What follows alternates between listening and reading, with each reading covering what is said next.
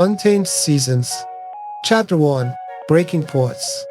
The morning air hummed thick with unspoken tensions, carrying the scent of pine resin and smoldering hearths. Thin wisps of smoke from cooking fires twisted between the woven huts of the village, a fragile veil over the simmering discontent that had been building for months. The village nestled in a protected valley, surrounded by ancient forest, massive cedars and pines that had witnessed countless generations of human drama beneath their sprawling canopies. Natalia sat cross-legged on a sun-warmed rock overlooking a central gathering area, watching Odell Purdy from a distance, not with love, but with a curious intensity that bordered on scientific observation. A robin landed nearby, tilting its head as if sharing her fascination. It was unlike anyone else in the tribe. Restless, unpredictable, a puzzle she was determined to understand. His conflict with Bailey fascinated her. Two people so fundamentally different, yet bound together by something deeper than mere animosity.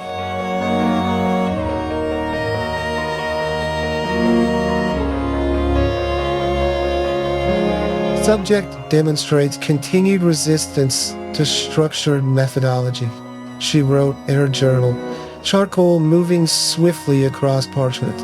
The leather-bound book contained months of similar observations, each meticulously dated and categorized. Fourth consecutive instance of prioritizing instinctive response over established tribal protocol.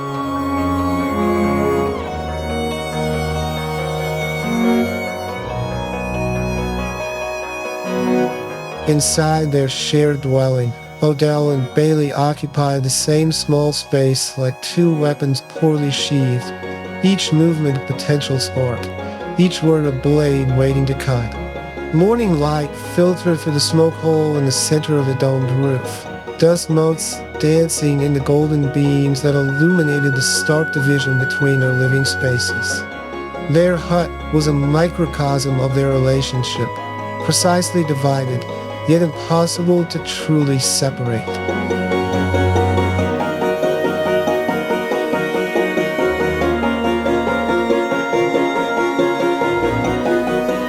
Bailey's side was a model of organization. Hunting tools hung in perfect alignment on carved wooden pegs. Her bedding was tightly rolled, precisely folded. Herbs and plants were dried and stored in labeled clay pots, arranged by medicinal property and potency. Every item had its place, every space meticulously maintained. Odell's half looked like the aftermath of storm. Fur sprawled haphazardly, bone tools scattered across the floor. A half-mended leather strap hung from a nail, forgotten mid-repair. Yet there was a pattern to his chaos, a functional disorder that somehow served his needs, though incomprehensible to anyone else.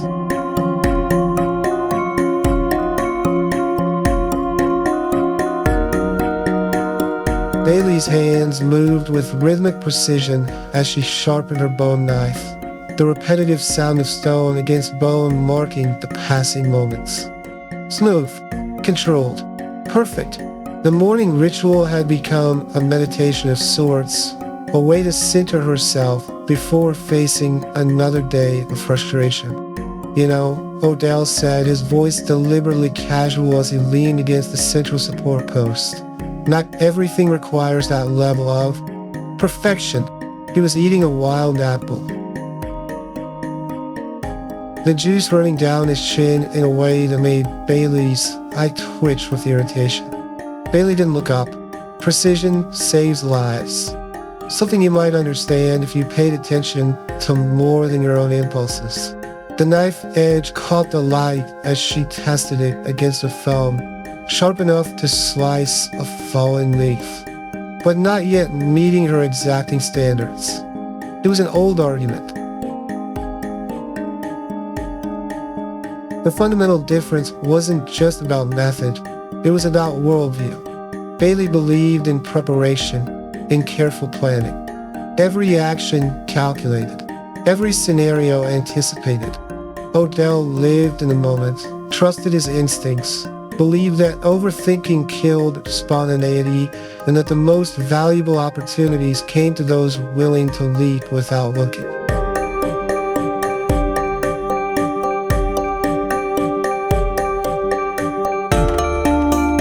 "We can go on like this," Bailey said, not looking up from her knife sharpening. Outside, children's laughter mingled with the rhythmic sounds of daily village life. Wooden pestles and stone mortars, the repetitive thunk of axes splitting wood. Women singing work songs as they tan hides.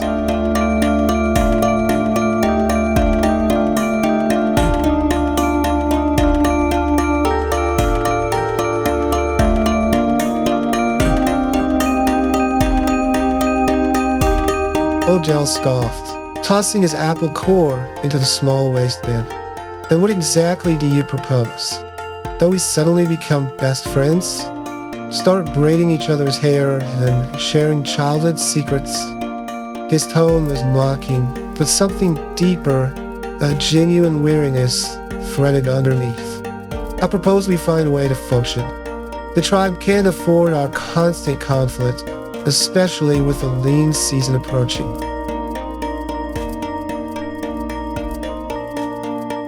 She finally set down her knife, meeting his eyes directly. The morning light caught the flecks of amber in her otherwise dark irises, a genetic trait passed down through generations of her family line. "Your precision can't predict everything," Odell retorted, pushing away from the post to pace the limited space. "Sometimes you need to react, to feel, to sense what's coming before it can be measured."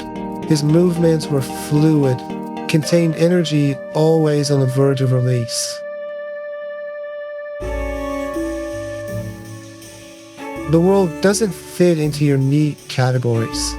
Bailey finally looked up, her eyes dark as mountain stone. "Feeling gets people killed in the wilderness. Preparation prevents tragedy." The words carried the weight of personal pain, though she kept her expression neutral.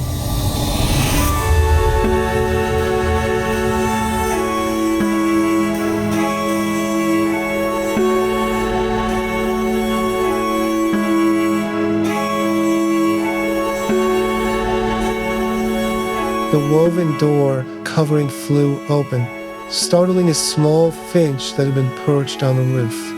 An apprentice messenger stood framed in the entryway, breathing hard from running. Her eyes darted between them, clearly uncomfortable, interrupting their tension. "The elders want to see you both. Now." The girl shifted nervously, avoiding direct eye contact with either of them.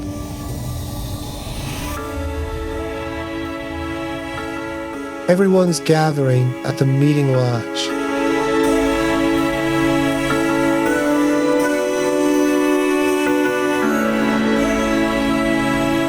The walk to the meeting lodge was tense, their footsteps crunching on the packed earth of the village paths. The morning had warmed, bringing out the rich scent of fertile soil from the newly planted community gardens. Villagers huddled in small groups, conversations pausing as Odell and Bailey passed.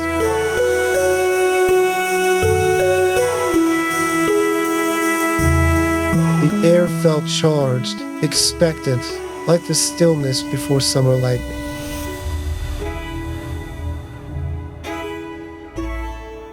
At the lodge entrance, Spencer Timmerman stood with perfect posture, his face a mask of solemn dignity. Intricate tattoos denoting his tribal status and lineage decorated his forearms, the blue-black patterns a testament to decades of dedicated service. The tribe's sub-chief, an ardent traditionalist, Spencer enforced the council's protocols with rigid dedication. Beside him, Ronnie Moffat shifted impatiently, his hunter's eyes constantly scanning.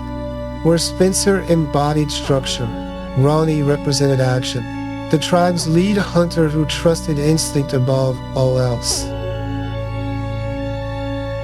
Inside, Peg Oaks sat near the back, her presence as weathered and solid as the stone tools hanging from the lodge's support beams. Silver hair hung in 2 long braids adorned with beads, marking notable achievements in her long life. At 60 summers, she was the tribe's most experienced tracker, a woman who had survived more harsh winters than most could remember. Her eyes, sharp despite years of tracking under harsh sun and colder moons, moved between Odell, Bailey, and the chief with a calculating intensity.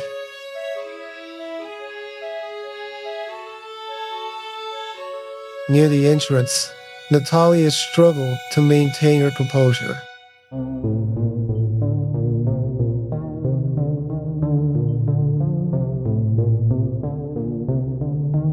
This was more than a simple tribal meeting. This was a crucible of human nature, a test of survival and adaptation. Her fingers itched for her journal to document the expressions, the postures, the subtle communications occurring across the crowded space. Smoke from the central fire pit created a hazy atmosphere that matched the unclear future hanging over them.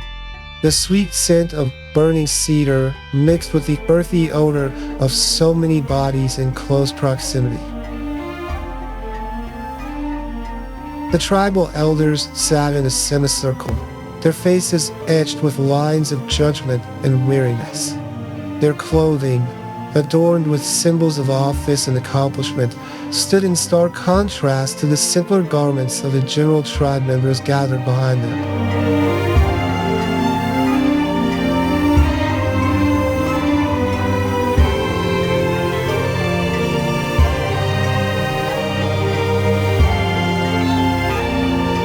The chief, Bailey's uncle and Natalia's father, rose, his massive frame commanding attention. The elaborate headdress of office cast dramatic shadows across his face. Tribal leaders were chosen not just for lineage, but for presence. And this man filled the space with a gravitas that silenced even the softest whisper.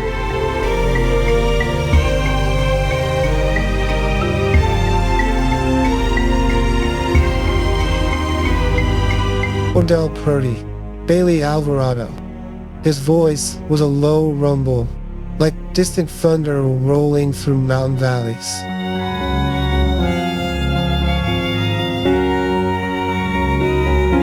Your constant conflicts have become more than a mere disturbance. They're a threat to our tribe's harmony and, potentially, to our survival.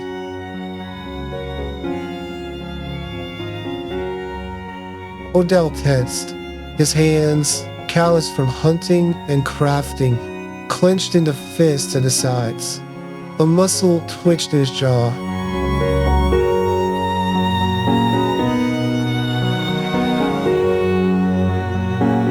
Bailey remained perfectly still, too still. The kind of stillness that preceded a storm. Only the slight flaring of her nostrils betrayed her inner turmoil. "We have observed your behavior," the chief continued, gesturing to encompass the entire council, "and found it severely wanting. Your arguments disrupt communal activities. Your inability to compromise undermines council decisions. Your complete disregard for the tribe's delicate balance threatens the harmony we've maintained for generations." The lodge fell so silent that the crackling of the central fire sounded like shouts.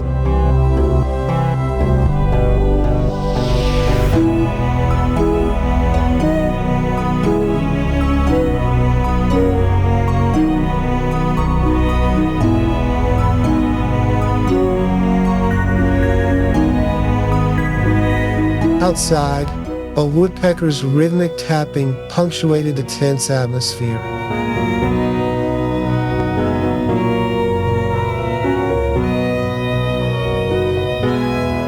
Bailey's response came swift and sharp. With all respect, Uncle, our disagreements have never compromised the hunt, never threatened the tribe's survival. We simply have different approaches to problem solving. Her voice remained measured, but the formal address, Uncle, not Chief, was a subtle reminder of her own status within the tribal hierarchy. Odell snorted, a sound of pure derision. Survival? Is that what we're calling this? His gaze swept the assembled elders. Rigid adherence to traditions that haven't adapted in generations. The chief's hand came down hard on the carved wooden platform. The sound cracked through the lodge like a whip. Several children in the audience jumped. Silence. Peg Oaks shifted slightly. Her hand, gnarled but strong, rested near a leather pouch at her waist. Natalia caught the movement, understanding its significance. A tracking tool, a survival kit, always prepared. Spencer leaned forward, his thin face tightening like stretched hide.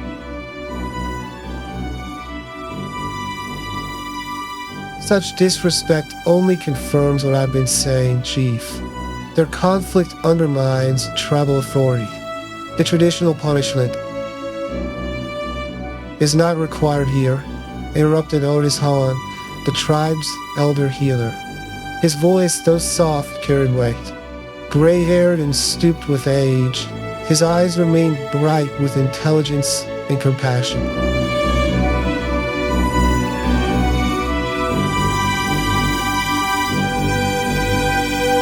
These two bring balance through their opposition. Like moonflower and sunroot, seemingly incompatible, yet combined they form our most potent medicines.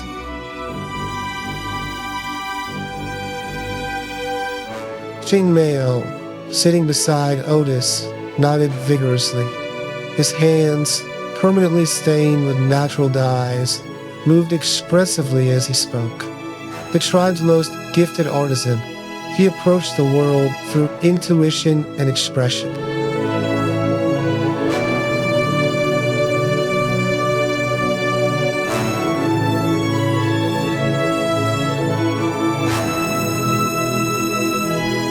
Their conflict is creative tension. Without opposition, we stagnate. The river needs both stone and water to sing.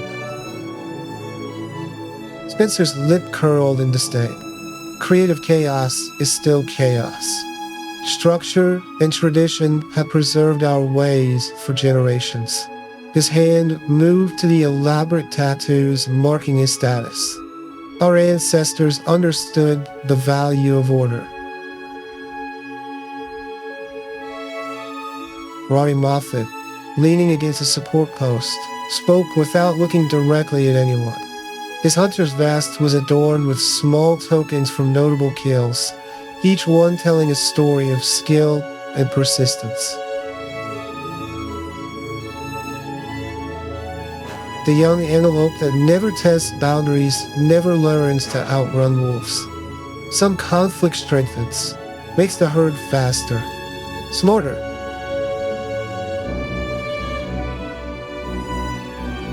Murmurs rippled through the assembled tribe members. Some nodded in agreement with Spencer, others with Ronnie. The division was palpable, cutting through the smoke-filled air. Enough, the chief said, silencing the debate with a raised hand. His gaze returned to Odell and Bailey. The elders have made a decision. You will be exiled from the tribe for one full cycle of seasons. The words landed like stones in still water, sending ripples of shock through the assembly.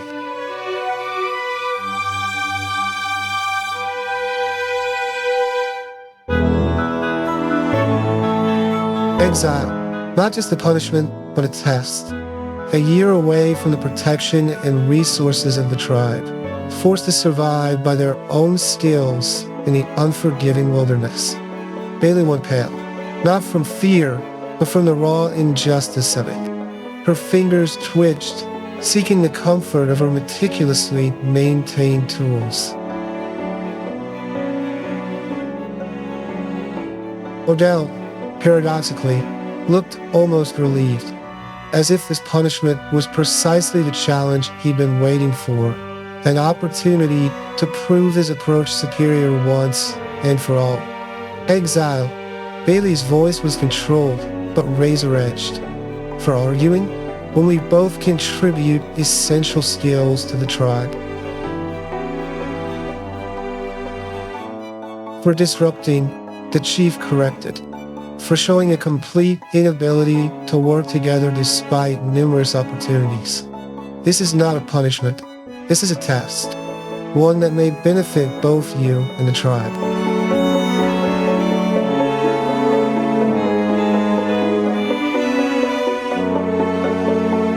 Odell stepped forward, not to argue, but to challenge. And if we survive, the question hung in the air, both defiant and practical. The chief's smile was thin, predatory. Then you will have proven your worth to the tribe, and perhaps discovered something about yourselves in the process. Exile is insufficient, Spencer interjected, rising to his feet. Separate them, send them to opposite territories. Only then will we see whose method truly serves survival.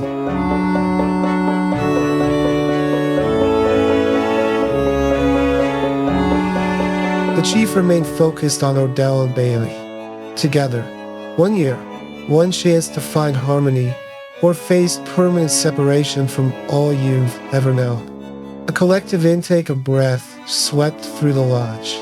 Permanent exile was essentially a death sentence. Few survived long without the support of tribe. The stakes could not be higher. They were dismissed to prepare for departure at dawn.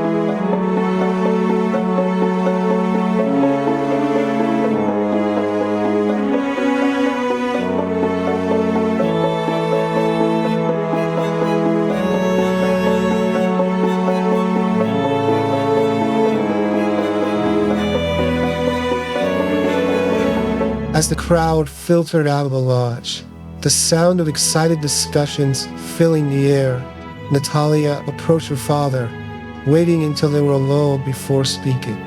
Afternoon light slanted through the smoke hole, illuminating dust particles dancing in the air between them. "Father, I must speak with you." Her heart pounded against her ribs, though she kept her voice steady. The chief studied his daughter, noting the intensity in her eyes. "Speak, Ben." He settled on his ceremonial seat, the weight of the day's decisions evident in the set of his shoulders.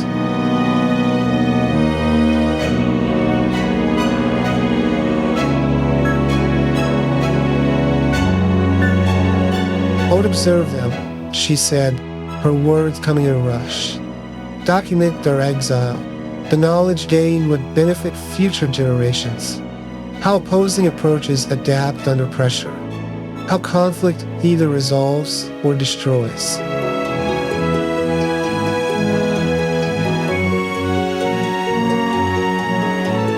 Her father's eyes narrowed. Outside, the sounds of the village continued, life proceeding despite the dramatic decision just rendered.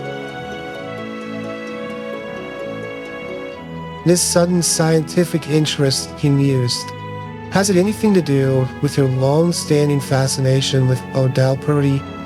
Natalia flushed, the color rising from her neck to her cheeks.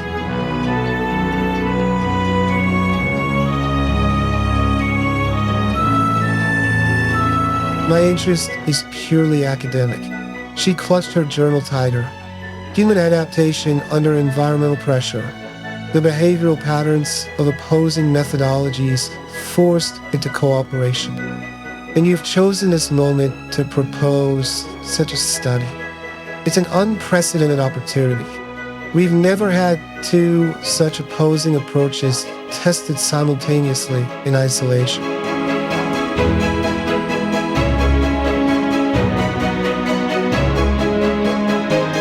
The chief considered her request, his expression unreadable. Outside, a distant roll of thunder hinted at approaching rain.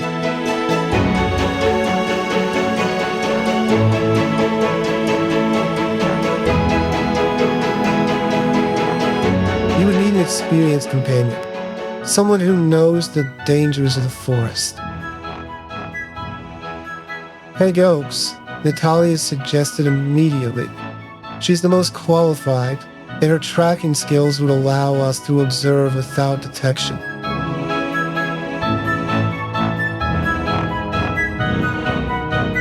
Her father's gaze sharpened, like a hunter sighting prey. Observation without interference, he specified. This is their test, not yours. You are to document, not intervene, no matter what unfolds. Of course, Natalia agreed quickly. Purely academic documentation. I wouldn't dream of interfering with the natural progression of their journey. After a long moment, he nodded. I will speak with Peg. If she agrees, you have my permission. He rose, towering over her. Prepare quickly and quietly. They must not know they are being observed. As Natalia moved to leave, her father called after her.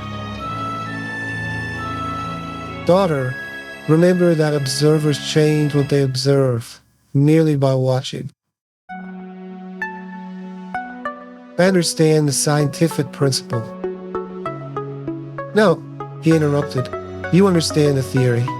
Experience will teach you its truth.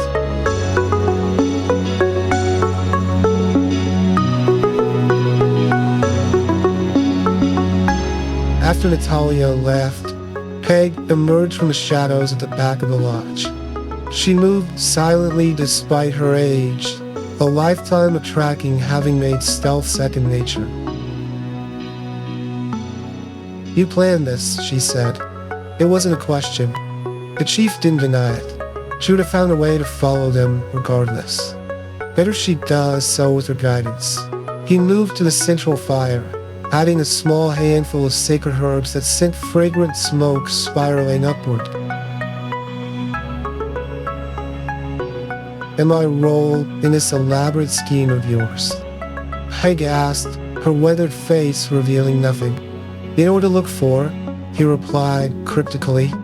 The signs, the patterns, the things written in stone but forgotten by most.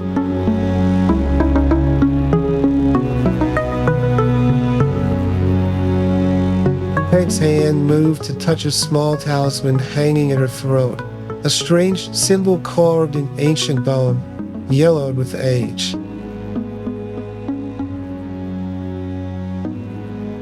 The cycle begins again, she murmured, her eyes distant as if seeing across time. Yes, the chief confirmed, and all the players must take their positions, whether they understand their roles or not.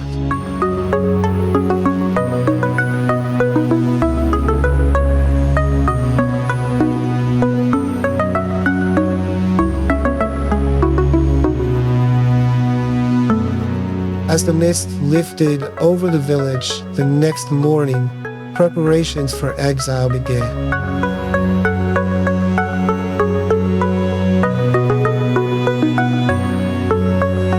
Odell packed with characteristic haphazardness, throwing together whatever caught his eye. Bailey approached the task with methodical precision, each item carefully considered for maximum utility and minimum weight.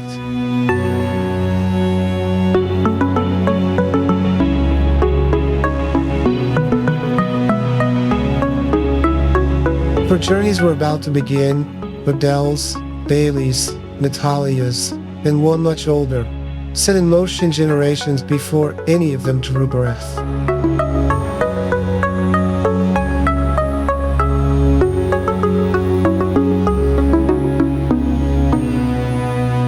And nothing would ever be the same.